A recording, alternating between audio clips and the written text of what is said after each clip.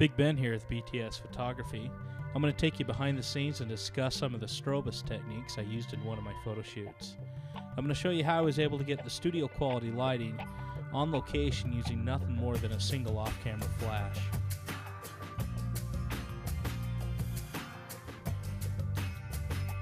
Our goal was to accomplish 3 looks. The first one, a swimwear theme in which we placed the model up on a shaded rock. The only light used here is a single Nikon flash with a shoot-through umbrella. Right now we're just basically going to get her up there in the cave, do a basic single light shot. We're going to go ahead and drop ambient down about 2 stops to get it nice and dark back there on the rock. And then we'll go ahead and do some wraparound light on the model with an umbrella. We'll see, kind of on the grain right now. We're using weights on it to keep it down. Right now it's still pretty bright out here. We'll be shooting into the sunset, so hopefully we'll see what happens. And hopefully we'll get some good shots. I fired my flash by using a radio trigger. Although we were shooting in the shade, I wanted to kill the ambient light enough so I could use my flash to provide a nice 3-dimensional sculpting light around the model. I did this by increasing my shutter speed to 2/50th of a second, which is the maximum shutter speed that my camera will allow me to sync with the flash. For some of these frames, I broke the rules and shot up to a 500th of a second.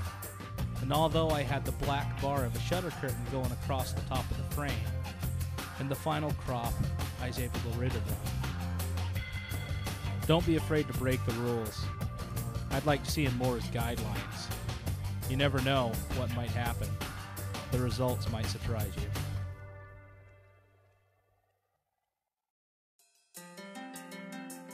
Some nice headshots.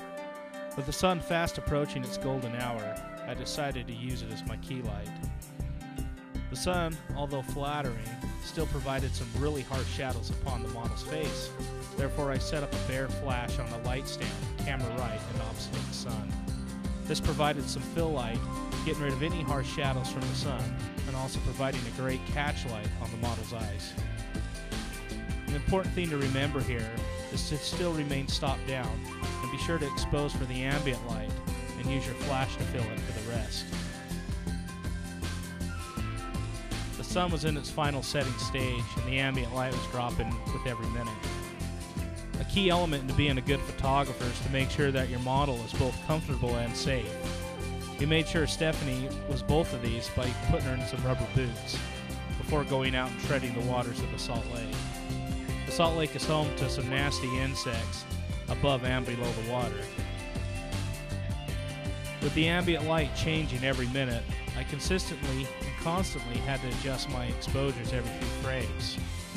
Again, the only light in the shot was a single speedlight with a diffused umbrella sitting camera right. I adjusted for the exposure of the setting sun, and then used the flash as a fill light to appropriately expose for the model.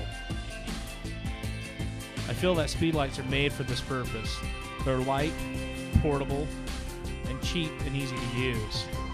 I know I sure wouldn't want my $2,000 Pro Photo monolight sitting out in the brine of the Great Salt Lake.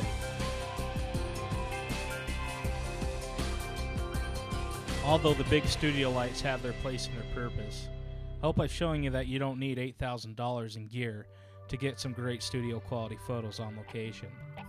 A single speed light's all you need at times, and despite their limitations of power and watt seconds, they tend to work great in situations such as this.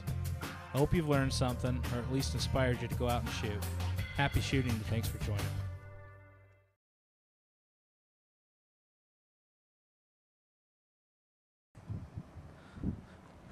Lowered expectations. Lowered expectations.